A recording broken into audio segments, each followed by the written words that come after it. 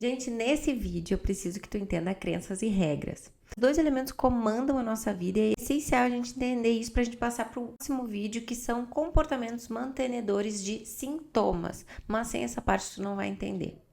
Crenças e regras. Deixa eu te conduzir numa metáfora para tu entender mais ou menos como é que funciona. Imagina que tu tá numa festa de aniversário de criança.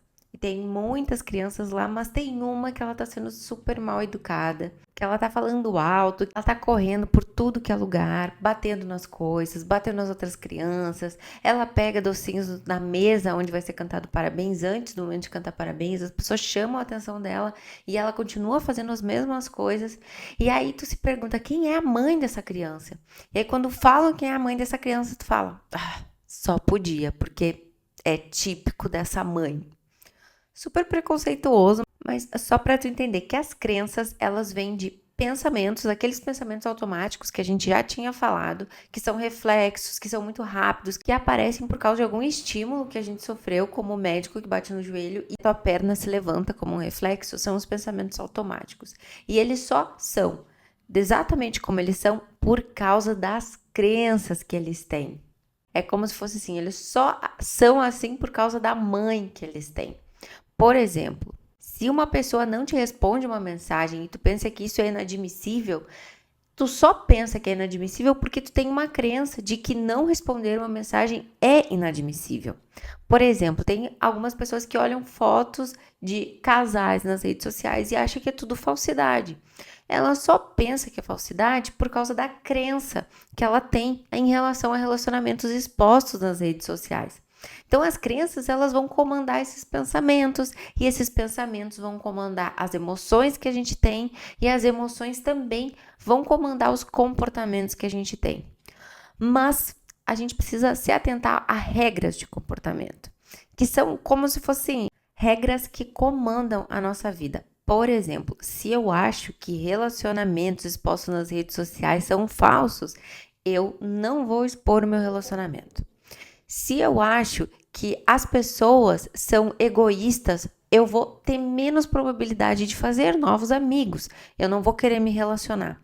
Então, as regras, elas vêm das crenças e dos pensamentos.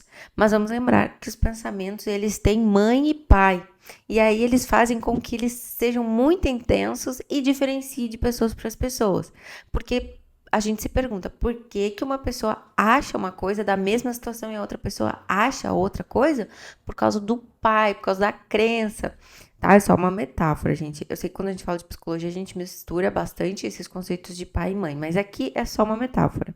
Óbvio que a gente já viu que crenças, elas vêm de experiências passadas, provavelmente de pessoas especiais na tua vida, pais e mães também, mas aqui é realmente essa metáfora de que se eu pensei alguma coisa, esse meu pensamento, ele tem alguma mãe, algum pai, que a gente já mais ou menos imagina que tem a ver, porque eles são muito parecidos, parece que vieram da mesma família. Essa mãe desse pensamento vai querer proteger ele. Então, se eu penso que eu não tenho capacidade de participar de um projeto desafiador, essa minha crença, essa minha mãe, ela vai querer me proteger.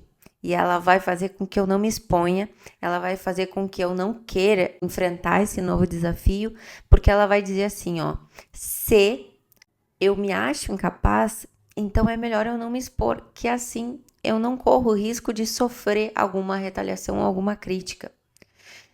Quando a gente fala de regras de comportamento, a gente vai procurar esses se então, que a gente utiliza dentro do nosso dia a dia, dentro da nossa vida, dentro da nossa mente. Se eu acho que eu não tenho capacidade, então eu não me envolvo em novos desafios. Se eu me acho uma pessoa ansiosa, então eu evito de viver situações onde eu acho que eu vou ficar ansioso.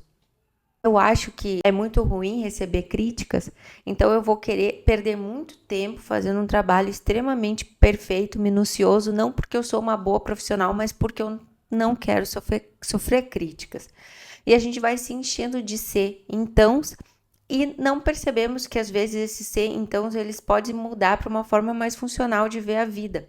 Quando a gente começa a confrontar as nossas crenças, os nossos pensamentos, a gente começa a perceber que vários deles estão desconectados da realidade ou estão conectados com experiências passadas, fazendo com que a gente não se permita viver nada de novo, fazendo com que a gente não se permita viver nada de desafiador para confrontar esses pensamentos automáticos, essas crenças enraizadas.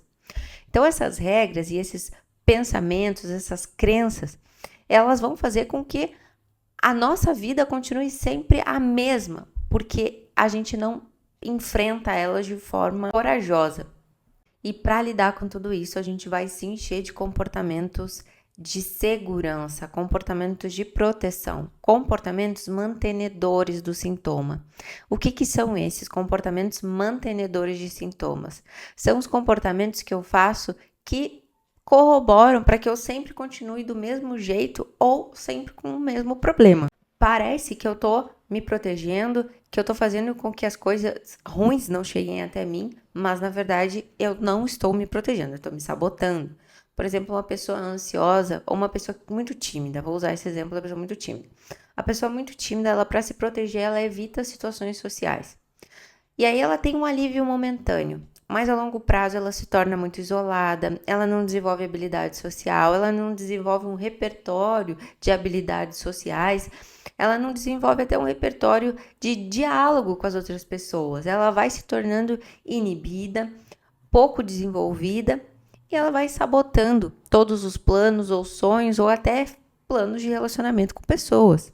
Se queixa de procrastinação, que ela não se acha capaz ou que ela acha que ela não tem habilidades para um novo desafio, como a gente havia falado, ela, para se proteger, ela simplesmente fica fazendo um monte de atividades que não tem nada a ver com o projeto que ela se colocou, e aí ela só fica mais ansiosa, ela só fica mais preocupada com esse projeto e ela nunca consegue desenvolver esse lado dela de enfrentar desafios e nem descobrir essa capacidade que ela tem. Então, o comportamento mantenedor do sintoma de alguém que procrastina é continuar fazendo um monte de outras atividades que não tem a ver com o projeto que ela tá. E pode ser atividades que a racionalidade te permite. Por exemplo, uma pessoa que tem que fazer um projeto de arquitetura e começa a pesquisar um monte de coisas referentes a conteúdos intelectuais. Ela acha que ela está sendo produtiva, mas na verdade ela está procrastinando de um jeito mais cult de ser.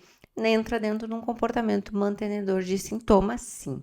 E eu imagino que nesse momento tu esteja se perguntando quais as minhas crenças, quais os meus pensamentos e quais os meus comportamentos mantenedores de sintoma. E na próxima aula a gente vai ver um quadro para a gente entrar dentro dos seus pensamentos, dentro das suas crenças e dentro desses comportamentos mantenedores de sintomas. Um beijo e até o próximo vídeo.